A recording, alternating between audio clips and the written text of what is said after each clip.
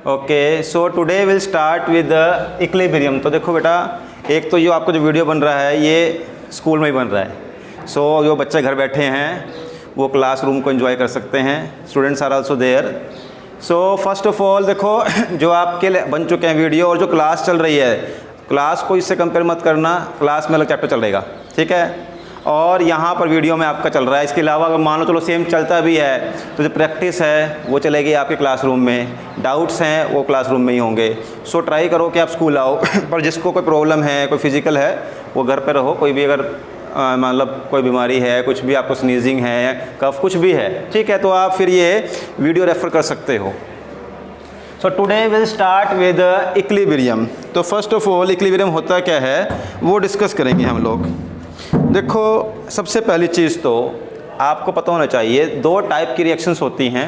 One is reversible and other is irreversible. तो देखो दो टाइप की आपकी प्रोसेसेस या रिएक्शंस हो गई।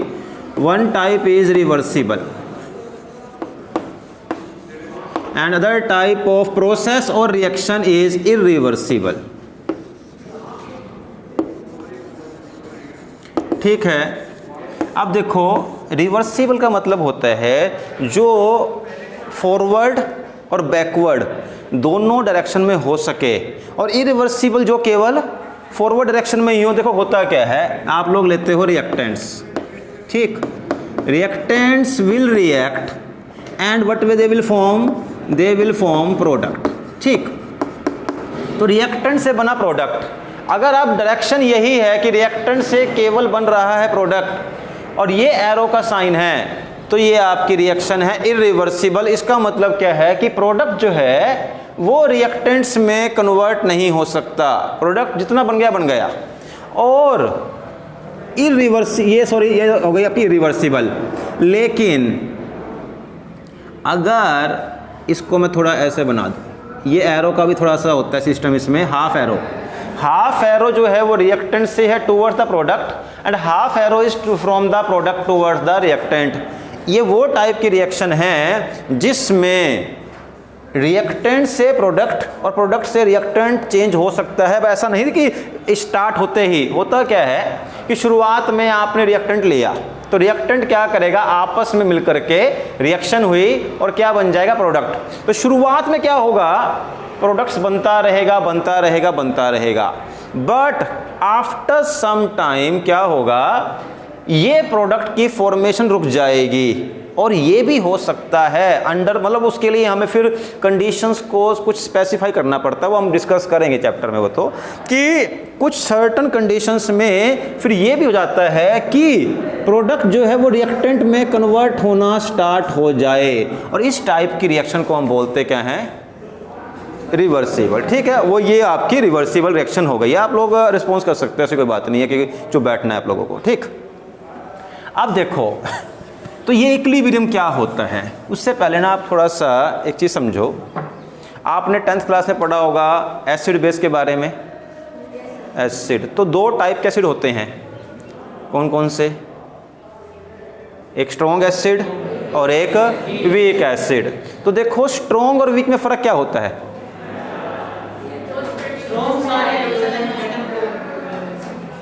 Strong acid produce H positive in large amount and weak acid will produce H positive in less amount. अब मैं देखो एग्जांपल लेता हूँ बड़ा अच्छा सा, सब जानते होंगे कौन सा एसिड है भाई, अभी बताया था मैंने आपको, किंग ऑफ केमिकल, हाँ H2SO4, ठीक है।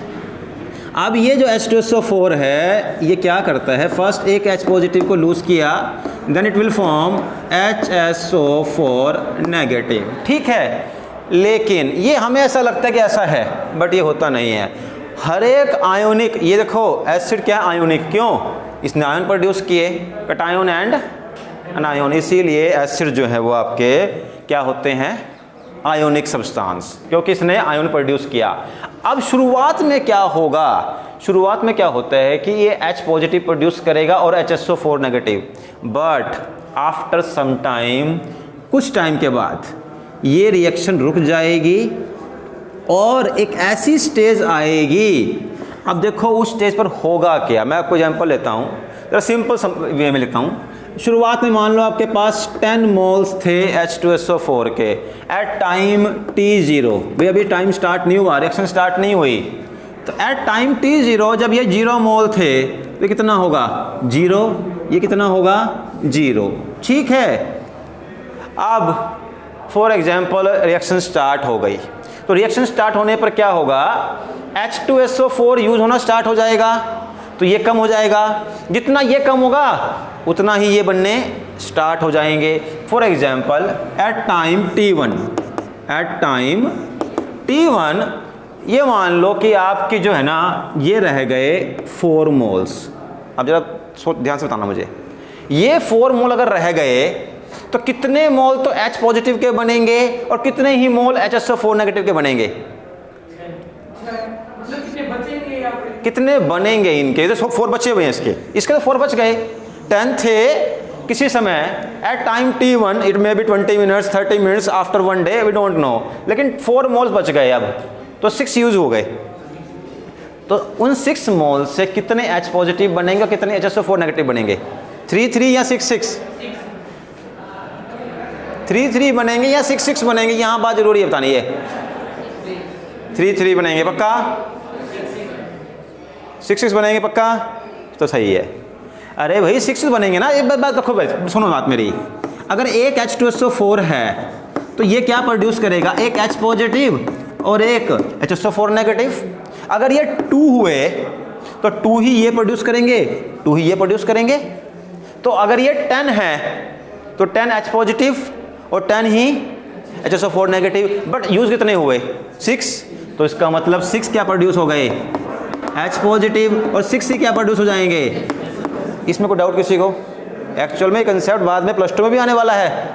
देखो तो मैं आपको रियलिटी क्या होती है, जो +1 क्लास है उसमें आपको टॉपिक समझाए जाएंगे, यहाँ टॉपिक्स की डिटेल स्टडी है, इसीलिए +1 का सिलेबस +2 से ज़्यादा है, इसलिए मुझे वीडियो बनाना पड़ रहा है। ये +1 का सिलेबस अगर ढंग से नहीं किया तो +2 नहीं हो पाएगी, खासकर केमिस्ट्री में। अगर आप +1 ढंग से कर लेते हो +2 बहुत बहुत कंफर्टेबल हो जाएगी। ये सब चीज़ें आएंगी और वहाँ मैं फिर इतना टाइम नहीं दे पाऊँगा +2 में। अब सुनो क्या हो गया, आपके पास ये जो कंडीशन आ गई, इस कंडीशन में देखो, अब सुनो, अब मान लो आपकी ये कंडीशन कैसी आ गई है, इक्विलिब्रियम कंडीशन। ये कंडीशन कौन सी है, ये टी टाइम कौन सी कंडीशन है, ये कंडीशन है आपकी इक्विलिब्रियम कंडीशन। ठीक, तो इक्विलिब्रियम कंडीशन में क्या होगा, आप सुनो, अब रिएक्शन फर्दर प्रोसीड करना बंद कर देगी, या मैं ये नहीं कहूँगा कि रिएक्शन स्टॉप हो जाएगी, रिएक्शन स्टॉप नहीं होगी, फर्दर प्रोसीड मीन्स फर्दर आगे बढ़ना बंद कर देगी। वो कैसे, अब कंडीशन ये होगी कि इसके बाद टाइम T1 के बाद रिएक्शन चलती रहेगी, बट व्हाट विल हैपन कि जितने मोल अब H2SO4 के यूज होंगे उतने ही मोल H+ ये जुड़ करके वो बना देंगे। जैसे मान लो यहाँ 4 रह गए, यहाँ 6 बन गए। अब इस टाइम के बाद अगर 1 मोल टूटा H2SO4 का तो ये 1 मोल H पॉजिटिव और 1 मोल क्या बन जाएगा, HSO4 नेगेटिव। उसी समय दोनों 1 मोल ये 1 मोल ये दोनों मोल जुड़ करके दोबारा बना देंगे H2SO4 और ये चलती रहेगी। मीन्स अब क्या होगा, जितना अमाउंट रिएक्टेंट का कन्वर्ट होगा प्रोडक्ट में उतना ही प्रोडक्ट किस में कन्वर्ट हो जाएगा, रिएक्टेंट में। और ये जो कंडीशन होगी इसे हम कहेंगे इक्विलिब्रियम। इक्वल नाम में देखो आगे ना, इक्वल। कौन equal, the condition at which the concentration of the reactant and product becomes constant, change ना हो। इक्वल नहीं कहेंगे, दोनों इक्वल नहीं होंगी, कंसंट्रेशन कांस्टेंट हो जाएगी। ये 4 है तो 4 ही रहेगा, ये 6 है तो 6 रहेगा, चेंज नहीं होगा। This condition is known as equilibrium. So what is the main specialty or main characteristic of this equilibrium, that the at equilibrium point concentration of reactant and product remains constant. क्या equilibrium means at equilibrium point क्या reaction stop हो जाएगी, क्या stop हो जाएगी, नहीं होगी, reaction stop नहीं होगी, बट फर्दर कंसंट्रेशन में चेंज नहीं आएगा, चाहे वो रिएक्टेंट की कंसंट्रेशन हो। अरे what is the meaning of concentration? Concentration का मतलब अमाउंट, अमाउंट। ना तो रिएक्टेंट का अमाउंट चेंज होगा और ना ही प्रोडक्ट का अमाउंट चेंज होगा, और इसीलिए हम इक्विलिब्रियम को बोल देते हैं that equilibrium is dynamic in nature. Equilibrium is dynamic. So what do you mean by dynamic in nature? मैं कर चुका हूं एक्सप्लेन वैसे। What do you mean by dynamic? हाँ, इसका मतलब ये है कि जो आपकी रिएक्शन है ये कभी भी स्टॉप नहीं होगी, the reaction will never stop. Dynamic, देखो डायनामिक मतलब क्या होता है? डायनामिक मीन्स मूवमेंट, हमेशा चलती रहे, तो चलती रहेगी। जितना रिएक्टेंट से प्रोडक्ट उतना प्रोडक्ट से रिएक्टेंट। और मैं आपको, चलो ये तो बात वही आपको हमने देखा तो आज तक है ही नहीं है, बट अब मैं एग्जांपल देता हूँ ऐसा जो आप ऑब्जर्व कर सकते हो। जैसे कि फॉर एग्जांपल आपने क्या किया, आप शुगर लो और वाटर में डिज़ोल्व करना स्टार्ट कर दो। तो करना थोड़ा आराम आराम से, स्लोली, थोड़ा सा डाली शुगर, डिज़ोल्व कर दो, हो गई डिज़ोल्व। थोड़ी और शुगर डालो और डिज़ोल्व करो। एक पॉइंट तो ऐसा आएगा जहाँ पर शुगर डिज़ोल्व होना बंद हो जाएगी कि नहीं होएगी? होएगी। क्या आपको लगता है उस समय रियलिटी में डिसोल्यूशन मीन्स उसमें घुलना, क्या डिसोल्यूशन की प्रोसेस उस समय रियलिटी में बंद हो जाएगी? क्या होगा?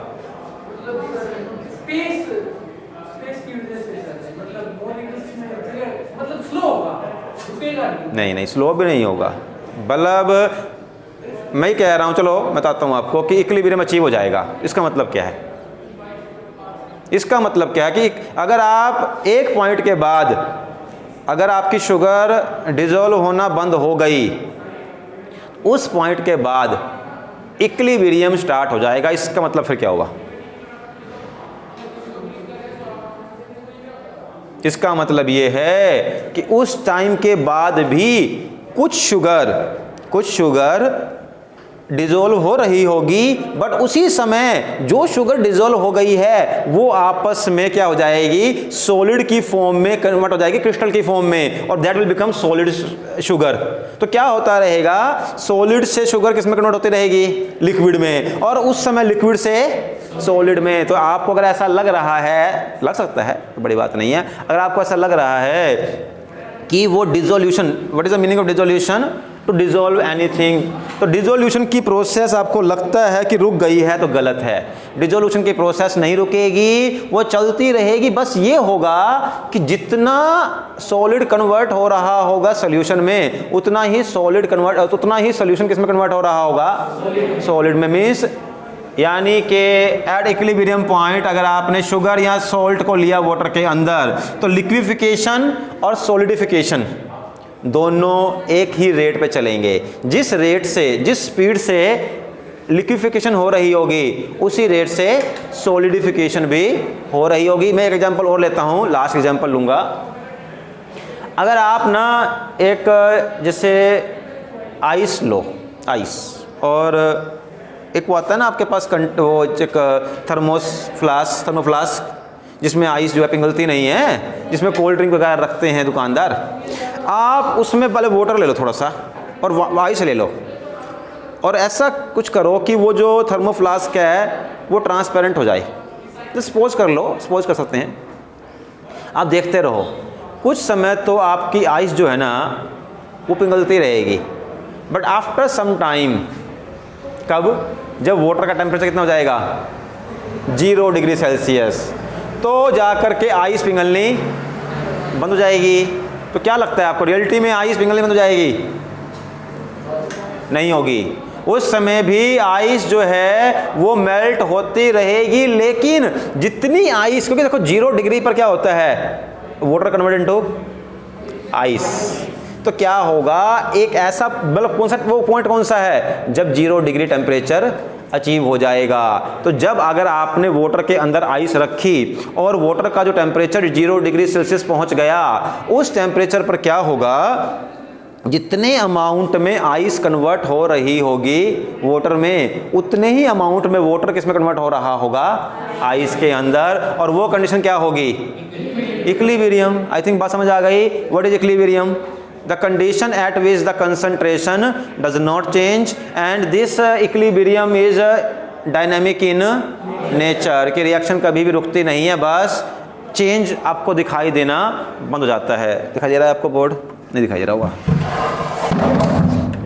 अच्छा, अब देखो इसके बाद मैं डिस्कस कर लेता हूँ कि किस किस टाइप के आपके, अभी मैं आज थोड़ा सिंपल ही लेंगे, बाकी आहिस्ता आहिस्ता पूरा कर लेंगे इसको, कि आपके पास किस किस टाइप के इक्विलिब्रियम हो सकते हैं। एक इक्विलिब्रियम हो सकता है solid liquid equilibrium. So what is solid liquid equilibrium? Equilibrium between solid and liquid. Example कोई? Ice water, sugar water, salt water। एक चीज़ उसमें लिक्विड हो, एक सॉलिड हो, तो बस ये आपका एग्जाम्पल हो गया, कोई इसमें मुश्किल तो नहीं आई। अच्छा, ऐसे ही आपके पास एग्जाम्पल हो सकता है यहाँ पर liquid and gas equilibrium. What is this? Gas liquid equilibrium. सब बच्चे ने देखा है, एक टॉक्सिक सब्सटेंस है, जहरीला सब्सटेंस, और टॉक्सिक है बहुत बॉडी के लिए, और बच्चे कंज्यूम भी करते हैं। कोल्ड ड्रिंक, भाई समझाना चाहिए था आप लोगों को। कोल्ड ड्रिंक, ठीक है। तो कोल्ड ड्रिंक में लिक्विड और गैस के बीच में इक्विलिब्रियम होता है। कौन सी टॉक्सिक गैस है जो डालते हैं इक्विलिब्रियम में, कोल्ड ड्रिंक में? हाँ, बताया मैंने आप लोगों को 10th क्लास में कि CO2 गैस डिजोल्व होती है। अब देखो ये बताओ कि CO2 गैस अच्छी होती है? अगर हाई अमाउंट में हो जाए तो क्या होगा, डेथ हो जाएगी। तो CO2 तो आपके पास टॉक्सिक गैस है ही है। इसी को देखो होता क्या है इन रियलिटी में। फॉर एग्जांपल मान लो ये आपके पास एक कोल्ड ड्रिंक की बोतल है, अब देखो मुझसे ऐसे ही बनेगी, आप लोग बाकी देख लेना, ठीक है। चलो, तो मिल्क बोतल बन गई होगी ये। तो अब मान लो आपके पास यहाँ तक कोल्ड ड्रिंक भरी हुई है, ठीक है, ये कोल्ड ड्रिंक भरी हुई है यहाँ तक, और अब देखो हमेशा देखना, ध्यान रखना, आप कभी भी कोल्ड ड्रिंक की बोतल को ऊपर तक नहीं भरते। इसका मतलब ये नहीं है कि उनको कोई नुकसान हो जाएगा। कोई नुकसान क्या, उन्होंने 2 रुपये एक्स्ट्रा ले लेंगे आपसे। जहां आप 50 रुपीज़ दे सकते हो, 55 भी पे कर दोगे क्योंकि नशा हो गया है। तो इतनी खाली क्यों छोड़ते हैं वो? हाँ, गैस के लिए वो कैसे, देखो मैं चलो यहाँ तक कर देता हूँ ताकि थोड़ा सा देखो क्या होता है कि मान लो सपोज करो फैक्ट्री में अब सारा काम होता है रोबोटिक। तो एक बोतल आई जिसमें कोल्ड ड्रिंक भरी हुई है, अब वो कहाँ पहुँच जाएगी? वहाँ पर जहाँ पर कि गैस इंसर्ट करने के लिए पंप लगाया हुआ है, एक प्रेशर पंप होगा, तो इसके ऊपर वो पंप फिट हो जाएगा, वो पंप इसके ऊपर फिट हो जाएगा और यहाँ से गैस आना स्टार्ट हो जाएगी। तो गैस के पार्टिकल आते रहेंगे and you know gas exert what? Pressure. तो गैस के पार्टिकल प्रेशर लगाना स्टार्ट करेंगे, यानी पता ही आपको कि पढ़ चुके हो स्टेट्स ऑफ मैटर में, पूरा मैं करवा चुका हूँ कि जैसे जैसे नंबर ऑफ पार्टिकल बढ़ेंगे गैस का प्रेशर भी बढ़ेगा ना। Pressure is directly proportional to number of particles. अब ये देखो, ये जो पंप यहाँ पर लगा हुआ है गैस पंप, ये बहुत हाई प्रेशर पर means large amount of water gas vapour को उसमें डालता रहेगा, गैस इसमें चलती रहेगी, फिर यहाँ स्पेस कम हो जाएगा पर गैस आती रहेगी। तो फिर क्या होगा, इस हाई प्रेशर पर, देखो नॉर्मल प्रेशर पर नहीं, क्योंकि अदरवाइज तो आप अगर नॉर्मल प्रेशर पर होते तो रखो वाटर, एटमॉस्फेयर प्रेशर आएगा, इसमें CO2 डिजोल्व हो गई, चीनी मिलाओ, बनाओ कोल्ड ड्रिंक, फिर तो ऐसे हो जाता ना। पर ऐसा होता नहीं है। नॉर्मल जो एटमॉस्फेरिक प्रेशर है उस पे आपकी गैस डिसॉल्व नहीं होगी CO2। बहुत हाई प्रेशर लगाना पड़ेगा, पार्टिकल आएंगे आएंगे आते रहेंगे, ये प्रेशर लगाता जाएगा, फिर हाई प्रेशर पर क्या होगा, ये गैस इस लिक्विड के अंदर डिसॉल्व हो जाएगी। और ध्यान देना बनेगा क्या, ये आपको आगे काम आएगा। ये जो कोल्ड ड्रिंक के अंदर वाटर है वो उसके साथ CO2 गैस डिसॉल्व होकर के एसिड बन जाएगा, कार्बोनिक एसिड H2CO3। देखो acid is always dangerous, toxic है तो जहर है। तो यहां पर H2CO3 कार्बोनिक एसिड बन जाएगा जो कि आपकी बोन्स को भी डिसॉल्व कर सकता है, टीथ को खराब कर सकता है, पेट को खराब कर सकता है। और ये जो आपके पास कार्बोनिक एसिड बनेगा इसी की वजह से आपको वो फिजी टेस्ट आता है जिसके लिए आप उसे पीते हो, क्योंकि देखो एनर्जी तो मिलती उससे है नहीं, ना पेट भरता है। एक्चुअल में you are addicted to that taste. वो फिजी टेस्ट जो जी पर आता है, जलने वाला टेस्ट, वो आता है ड्यू टू द एसिड, क्योंकि एसिड क्या करेगा, इन्फ्लेमेशन, जलाएगा ना। तो वो जो फिजी टेस्ट प्रोड्यूस हुआ उसने क्या किया, आपके कोल्ड ड्रिंक को एक फिजी टेस्ट दिया और फिर बाद में ये क्या करता है, यहीं पर ही नेक्स्ट पॉइंट पर जा कर के इसको बंद कर देंगे और इसमें गैस भर गई। अब इसके बाद स्टार्ट होगी आपकी इक्विलिब्रियम की प्रोसेस। वो कैसे, ये आपने देखा भी, बताऊंगा मैं कैसे देखा हुआ आपने। क्या होगा, अब जब बंद हो गया ना तो इस समय बिल्कुल सब कुछ फिक्स हो चुका है। अभी भी क्या हो रहा होगा, कुछ पार्टिकल इसके अंदर जा रहे होंगे गैस के, उसी समय गैस के कुछ पार्टिकल लिक्विड से उस खाली जगह में बाहर आ रहे होंगे। और आपने देखा भी होगा जब आप कोल्ड ड्रिंक को शेक करते हो, बबल्स बनते हैं ना, बबल्स वो क्या शो करते हैं कि गैस के कुछ पार्टिकल ऊपर आ रहे हैं। क्योंकि देखो जब आप वाटर के अंदर से गैस बाहर, क्योंकि वाटर उसमें क्या है, जब भी वाटर में से गैस बाहर आती है क्या बनता है, बबल बनते हैं। इसीलिए जब आप कोल्ड ड्रिंक को अगर थोड़ा सा भी हिलाओ, यहाँ टेम्परेचर बढ़ा दो, उसका टेम्परेचर बढ़ा दो, तो क्या है, टेम्परेचर बढ़ाने से उस कोल्ड ड्रिंक में से गैस बाहर आएगी। जब वो गैस बाहर आएगी तो बबल बनेंगे। अब वो तो दिखाई दिए, लेकिन उसी समय कुछ गैस उसमें जा भी रही होगी, वो दिखाई नहीं देगी, बात अलग है। क्योंकि देखो ऐसा तो नहीं होता कि लगातार गैस बाहर आती जाए, कुछ जब कुछ गैस बाहर आएगी, अब मान लो गैस के कुछ पार्टिकल बाहर आ गए कि यहाँ से यहाँ पहुँच गए, तो यहाँ गैस के पार्टिकल का नंबर बढ़ गया तो प्रेशर बढ़ गया, तो उससे फिर दोबारा क्या हो जाएगा, पार्टिकल नीचे आ जाएंगे। और ये प्रोसेस लगातार चलती रहती है गैस के बीच में और लिक्विड के बीच में। That's why equilibrium is dynamic in nature. आपको लग सकता है कि कोल्ड ड्रिंक की कोई जो बोतल है वो कैसी है, मतलब उसमें कोई इक्विलिब्रियम नहीं है, कोई रिएक्शन नहीं हो रही है, बट एवरी टाइम, हर समय रिएक्शन चलती रहती है। कुछ गैस के मॉलिक्यूल बाहर आते हैं और कुछ डिजोल्व होते रहते हैं। जब वो कम अमाउंट में होते हैं तब आपको बबल्स दिखाई नहीं देंगे, लेकिन आप उसको शेक करो, शेक करने से क्यों दिखते हैं वो बबल आपको, वाई? आप बोतल को शेक करो, हाँ, काइनेटिक एनर्जी आ जाएगी। आप शेक करोगे, गैस के पार्टिकल्स को काइनेटिक एनर्जी मिलेगी और वो एनर्जी लेकर के फिर लिक्विड से बाहर आ जाएंगे और फिर वो आपको बबल्स की फॉर्म में दिखाई देंगे। ठीक है, तो इसके अलावा देखो, अब ये तो आपके पास हो गए, देखो भाई equilibrium, gas liquid, liquid solid, ठीक है। अच्छा, कोई ऐसा इक्विलिब्रियम है, एग्जांपल बताना मुझे, आपने वैसे किया हुआ है 9th क्लास में, कोई ऐसा इक्विलिब्रियम जो बन जाए, ये लास्ट टाइप ही होगा, सॉलिड और गैस में, सॉलिड और गैस का इक्विलिब्रियम है कोई? Solid and gas equilibrium,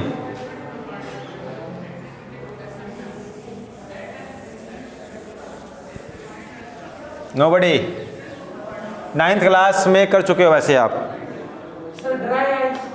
dry ice का नहीं बनेगा भाई, देखो ना, हाँ, कैम्फर, कपूर, कैम्फर बोल दो, या फिर आपके पास क्या था वो, अमोनियम क्लोराइड, अमोनियम क्लोराइड। देखो कैसे बनेगा इक्विलिब्रियम। इक्विलिब्रियम देखो मेरी बात सुनो, इक्विलिब्रियम बनाने के लिए ना, अभी मैं इसको डिस्कस करूंगा लेटर, तो जैसा स्टार्टिंग है, इक्विलिब्रियम बनाने के लिए कुछ कंडीशंस का होना भी ज़रूरी है। लगातार अगर चेंज होता जाए इक्विलिब्रियम नहीं बनेगा। देखो क्या हुआ कोल्ड ड्रिंक में भी, कब बने इक्विलिब्रियम, जब वो क्लोज हो गया। आइस का इक्विलिब्रियम कब बना, जब वाटर टेम्परेचर फिक्स हो गया कितना, 0। अगर टेम्परेचर वाटर का 0 ना हो तो क्या इक्विलिब्रियम बन जाएगा, कभी नहीं बनेगा, क्योंकि 0 अगर नहीं हुआ तो आइस क्या है, वाटर में लगातार कन्वर्ट होती रहेगी, 0 पे आके बनेगा ना। तो इक्विलिब्रियम के लिए कुछ कंडीशंस का होना ज़रूरी है। अब सुनो बात मेरी, यहाँ ज़रूरी कंडीशन क्या है। अगर मुझे मान लो यहाँ मैंने ले लिया कफूर, कैम्फर या अमोनियम क्लोराइड, ये ले लिया सॉलिड, ठीक है, और इसको, ये क्लोज चैम्बर है। देखो क्लोज चैम्बर का बेनिफिट क्या है कि क्लोज चैम्बर में गैस बाहर नहीं जाएगी। अगर बाहर निकलती रही तो कौन सा इक्विलिब्रियम, फिर कोई इक्विलिब्रियम नहीं बनेगा। ये चैम्बर कैसा है, क्लोज है। अब आप इसको हीट करो, वो मर्जी है, चाहे आप हीटर से करो या कैसे मर्जी करो, वो एक अलग पॉइंट है, उसको डिस्कस नहीं करना हमें। अब क्या होगा, हीट करने पर अगर आपके पास कैम्फर है या ammonium chloride, what is the formula of ammonium chloride,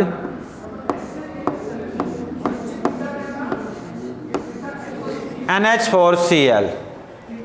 इस कंडीशन में क्या होगा, अमोनियम क्लोराइड टूट जाएगा अमोनियम आयोन में और क्लोरीन गैस में, तो NH4 positive and Cl negative बन जाएंगे, और ये गैस बनेगी तो ये इधर उधर फैल जाएगी, ठीक है। तो शुरुआत में होता रहेगा, लेकिन एक पॉइंट के बाद इक्विलिब्रियम अचीव हो जाएगा।